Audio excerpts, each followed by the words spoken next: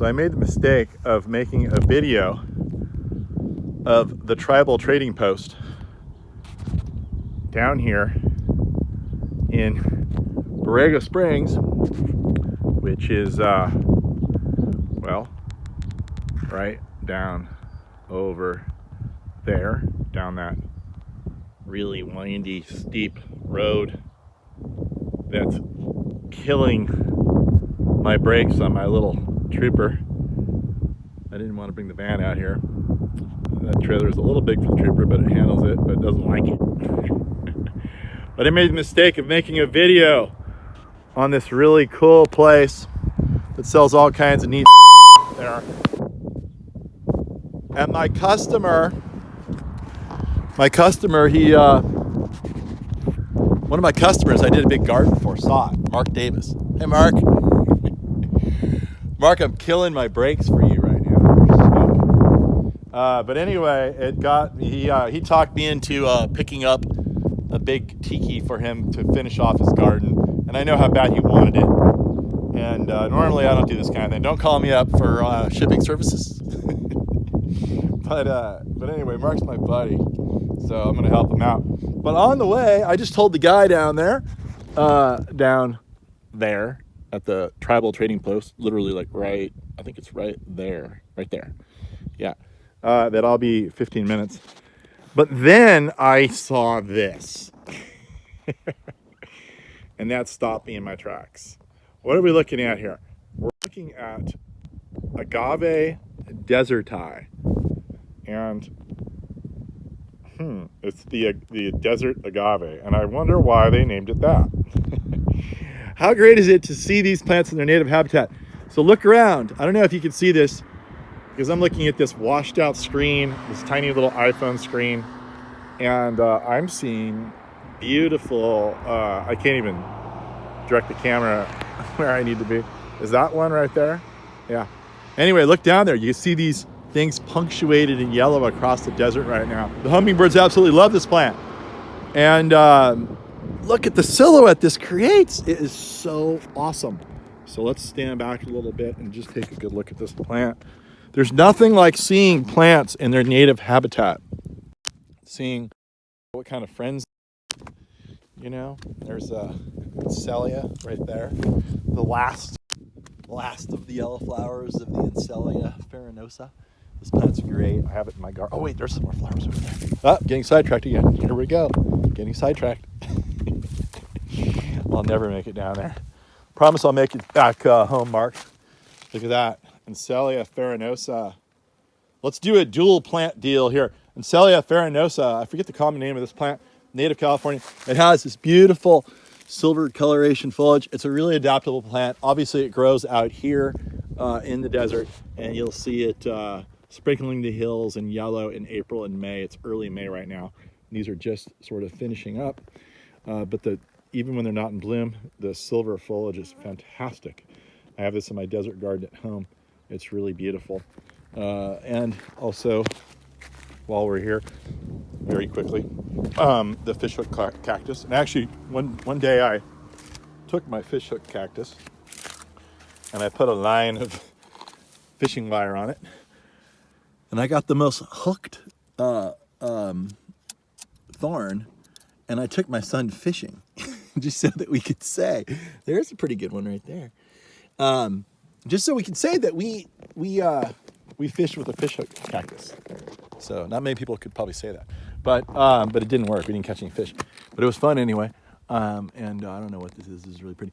But let's go back to the agave. The agave is super cool. They're sprinkled around out here. Let's go look at the one that I was focusing on here. So as you can see, the flower, it's not going to flower for 20 to 40 years. So that plant in this colony right here could be as old as 40 years old right now. And this is its death throw. I think we could, yeah, look at that. Isn't that pretty? It's kind of finishing up at the top there. It looks like it's probably 16 feet tall or so. The plant itself is super beautiful. Let's take a look at the plant. And here it is. Look. Is that lavender? Does that look like lavender right there? It's a beautiful color. You can see the old leaf patterns from the leaf that was there before with the thorns. That's a really beautiful thing that the thorned agaves do. It's a beautiful silver coloration. It's obviously immensely drought tolerant. It does need really good drainage. Other than that, it's pretty tough to kill this plant. Pretty much has to kill itself and commit suicide like this one did by blooming, because they will die after they bloom. And but they make a glorious death. If all of us could have such a glorious death, I think that was in the last of the samurai, the last samurai or something, that movie. Yeah, hopefully you end up, hopefully you live really, really long and you have a glorious death. I don't know what mine will be. Hopefully it'll be glorious. I'm not looking forward to that. But anyway, hopefully it'll be a long time from now. And you see, look, this is my COVID beard. It's going away today. We had a competition with my son and I. It was kind of fun. And we both grew beards. And so this is the biggest beard I've grown since high school, when we went undefeated playing soccer. I told everybody I wouldn't shave until we lost a game, and we never lost a game, so the beard got really thick. But anyway, I hate beards. It's totally itchy. It's going away. I figured out you can't shave this thing off. You need like a lawnmower or something, which I don't have. So I'm going to buy one today, like a buzz cut thing, and then get rid of this thing. But it was kind of fun while it lasted. Anyway, so there you go. Agave desertii. What do we have to say about this plant? Well, the Native American Indians would, or should I say just the Native Americans? It's derogatory to say Indians because we're nowhere near India. The Europeans got that one wrong. But you see those strings? They could put all those together and weave those into clothing and rope, or any other like fiber things like baskets or whatever. And so the other thing you could use this plant for, and many of you might know, is to get wasted. You can make alcohol from this plant. The tequila agave is Agave tequiliensis, but all of these agaves have the ability to make alcohol from their plant parts, mainly the heart of the plant on the inside where all the energy is. All the energy that is going to get used to make the bloom, you can turn into alcohol, all that energy. When the plant is pregnant, like this one looks pregnant, see how fat that is down in there? You can cut off all the outer leaves and then like mash up the inside, do whatever they do to make tequila. And if it's only tequila if it's made in the province of Tequiliana, I think in Mexico. Everything else is mezcal, even though it's the same thing, just a different name. So you can make mezcal from this. You can't make tequila because you have to move this plant down to Mexico in that certain province, and then that's the only way to make real tequila. But also the heart of the plant could be roasted and eaten, and that was a staple food crop for, it wasn't really a crop, it was wild collected. It was a foraged plant from the Native American Indians. There we go again.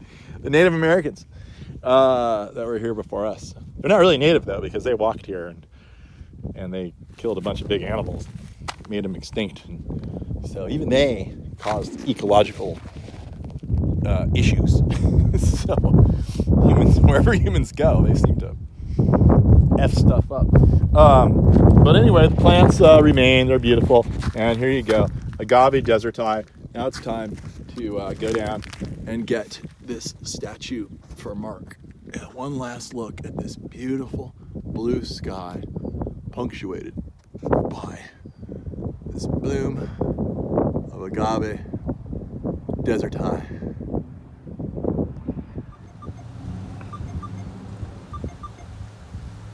And there's the front of the Tribal Trading Post and Antiques, Frederick's Antiquities. And so I was gonna have a little video segment on this, but it ended up being way too long because Thomas came down here. And if you ever want to meet somebody who is more Indiana Jones-like than anyone you'll probably ever meet in your life, you need to meet Thomas. So I'm going to create an entirely separate video from today solely on this place here and Thomas and all of his amazing artifacts that he has It's really quite amazing. And I strongly suggest you watch that. It'll probably be right after this video in the lineup of videos on my channel. Now I must go out to a bunch of rare Phoenix sylvestris palms that I also made a video of on YouTube that had a bunch of seed. And a guy from Suriname saw the video, wants to grow a bunch of these things commercially. So he's having me pick 1,000 seeds and paying me to mail them to him. So you never know where YouTube is going to lead to. And today it's leading to picking seeds and picking up a giant statue, which is currently behind my trailer. Well, here's one here, right there. And then there's another one back there. So there we go. Now it's time to go get some palm seed. Let's go. And that right there is what we are after in this palm grove today. I made a video on these trees about 4 months ago, in the middle of winter. They were loaded full of seed. And it was really good. I actually ate a bunch. This is a silver date palm. It's like a miniaturized date palm. These are really yellow because they haven't fertilized them. But they're really beautiful. They're really hard to get. And so I made a video to show people we can get these trees. But then someone in Suriname saw the video and said, I want to grow those trees. Gary, go get me some seed. I'll pay you. So I was like, all right, you know. And so I charged him a decent amount to come all the way out here and pick this seed. And guess what? They're all gone. Except it's like an Easter egg hunt. They are all over the floor. Now these seeds, this is a phoenix. These phoenix trees, this seed is absolutely viable, no problem. These seeds sat in the tombs of Egypt for, you can look this up on the internet, for like 2,000 years. And then they sprouted the seed and it germinated. And so this seed will certainly germinate. It looks like the animals ate all the seed and carried it away. I thought it would be all over the ground, but there's slim pickings here. It's like an Easter egg hunt. I have to find all of these seeds and pick them up one by one, which is a lot harder than what I had bargained for. But anyway, it's kind of cool sending some of these down to Suriname. And I have to get 1,000 of them. That's a lot more than what I have right now. There we go. Wish me luck. Well, looky there. There's actually a few still in the tree. And let's see.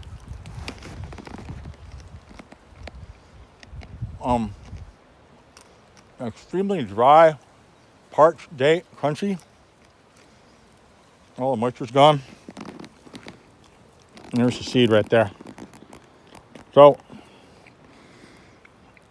I get 50 cents for every one of these things I can find, which is extremely difficult right now because there's hardly any. Anyway, look, there's one. It's like finding 2 quarters on the ground. I'll pick that up all day long. Look, I just made $1 out there. I think I'm gonna give him some extras just to make sure that he gets enough of them. But I'm gonna eat these right now. I'm hungry. And that is the mother lode. And those are ants crawling all over my legs. Oh my God. Look at that. Can you see that? Ah, little tiny ants. Ah. All right, I need like 150 more. Let's get them. 1, 2, 3, 4, 5, 6, 7, 8, 9, 10, 11, 12, 13, 14, 15, 16, 17, 18, 19, 20. That's $10 right there. That's a burrito. One burrito.